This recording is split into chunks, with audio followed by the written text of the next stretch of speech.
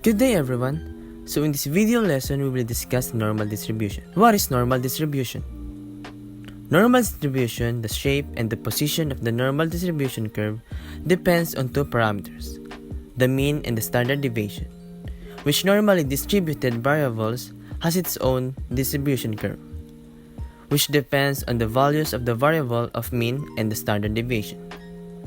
So the larger the standard deviation, the more spread out the distribution becomes. Also, it is the most important probability distribution in statistics because it fits many natural phenomena. So let's move to the properties of a normal curve. The distribution is curved or bell-shaped, like the picture that you can see.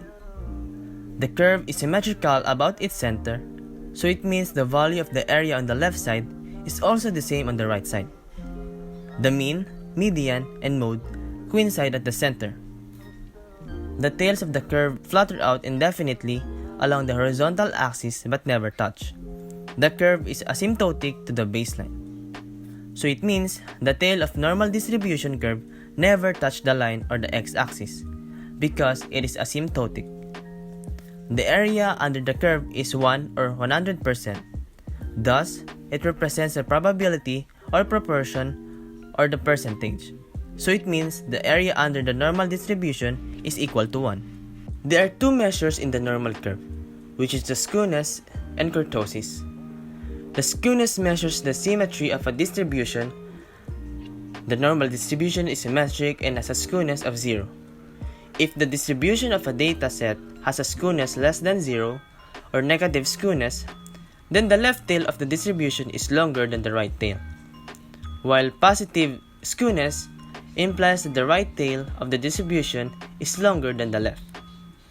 On the other hand, the kurtosis statistic measures the thickness of the tail ends of a distribution in relation to the tails of the normal distribution. Also note that the curve only changes in mean and standard deviation. The change of value of the mean shifts the graph of the normal curve to the right or to the left. If positive or if it is high value of mean, the graph moves to the right side. If it is low value of mean, it's shifted to the left side. The standard deviation determines the shape of the graphs, for example, the height and the width of the curve.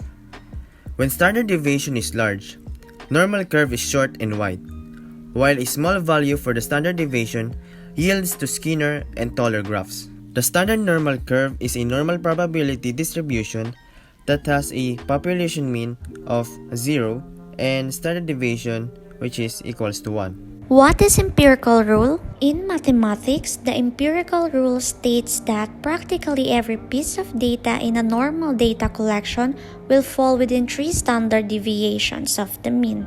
The mean is the average of all the numbers in a collection. The empirical rule is also known as the 3 sigma rule or the 68, 95, 99.7 rule for the following reasons.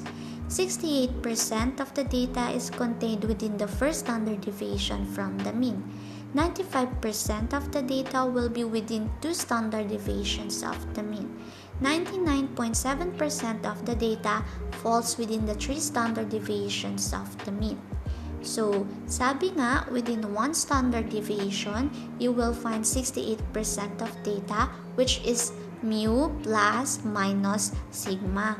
Within 2 standard deviations of the mean on the either side, you will find 95% naman, which is mu plus minus 2 sigma. And lastly, within 3 standard deviations on the either side, you will find 99.7%, which is mu plus minus 3 sigma naman. That is exactly what the empirical rule states. So kung tatanungin niyo ako bakit wala yung 99.7%, where is the 0.3%? So the 0.3% is what we called outliers. With the z-value, determine the areas under the normal curve. First, convert the provided z-value to a 3-digit number. Second, locate the first 2 digits in the left column using the z-table. Third, match the third digit to the correct column on the right. Lastly, read the area or probability at the row-column intersection. So let's have an example. Determine the area under standard normal to the right of z equals 1.98. So how to use the z-value table to find the corresponding area of 1.98? Siyempre, kailangan muna natin malaman kung ano yung parts ng z-value table. Yung first column, ito yung tinatawag na z-value. At yung first row naman is 100 place of z-value. Ngayon, hahanapin natin ang 1.9 sa z-value. At kapag nahanap natin siya, ang hahanapin naman natin sa 100 place of z-value is yung 8 na galing sa 1.98. Ayun, nakita na natin siya. Next step, titignan natin yung intersection ng 1.9 and 8 para malaman yung area.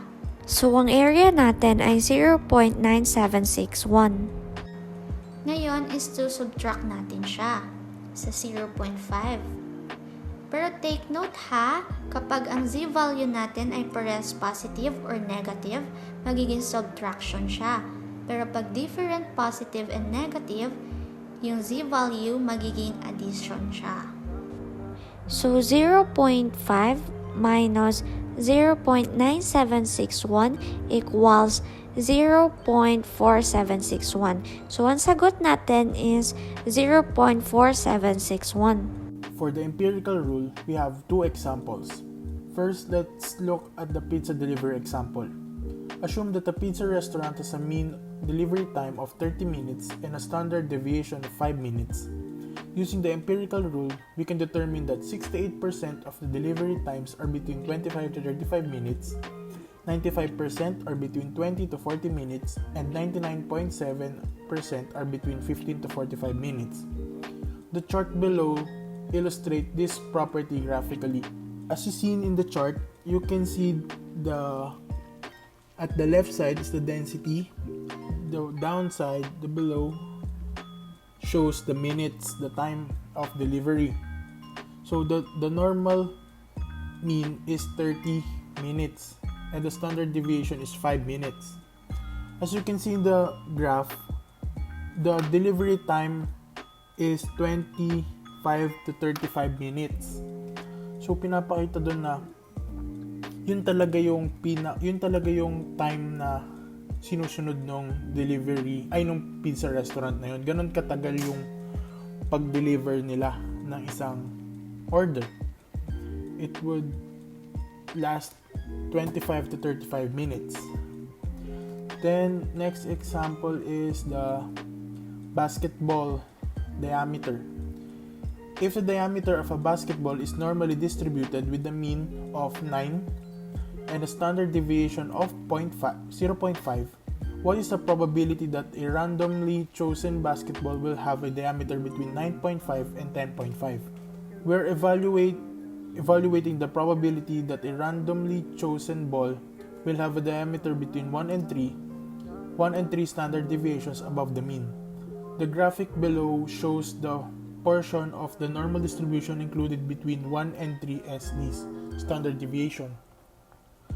As you can see here in the graph, ganun pa rin parang yung unang graph na pinakita sa pizza delivery. Parang nandun yung mga data na need, yung mga numbers na kung gaano yung diameter, andun yung 7.5, yung 8, 8.5, 9, 9.5, 10, 10.5. Andun yung mga percentage na 2.35, 13.5, 34, 13.5, and 2.35. Sabi, ang basketball diameter is in 9.5 to 10.5. So, the percentage of the data spanning the second and third standard deviations is 13.5% plus 2.35% equals 15.85%. The probability that a randomly chosen basketball will have a diameter between 9.5 and 10.5 inches is 15.85%. So yun yung diameter between 9.5 to 10.5 inches is 15.85%. Yun yung diameter niya. Next, we have the properties of normal distribution. We have two examples for that topic. first is the blood pressure. The distribution of diastolic blood pressure for men is normal distributed with a mean of about 80 and a standard deviation of 20. A histogram of the distribution of blood pressures for all mean displays a normal distribution with a bell shape. So as you see here in the graph, at the left part is the frequency, and at the lower part are the age. So as you can see, yung age 80 and 78 yung pinakamataas.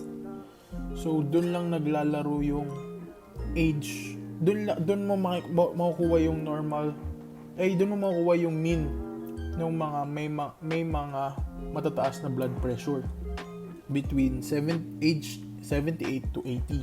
Then the shoe sizes. The distribution of shoe sizes for males in the US is roughly normal distributed with a mean of size 10 and a standard deviation of 1. A histogram of the shoe sizes of all US males reveals a bell shape with a single peak at a size 10. Katulad nung graph na pinakita sa blood pressure, ganun din sa shoe sizes. Yung nasa left part ay yung frequency, kung ilan yung quantity nun, kung ilang beses, kung ilang ulit, and sa lower part ay yung shoe size. So as you can see, size 10 yung pinakamaraming sizes sa US para sa mga kalalakihan.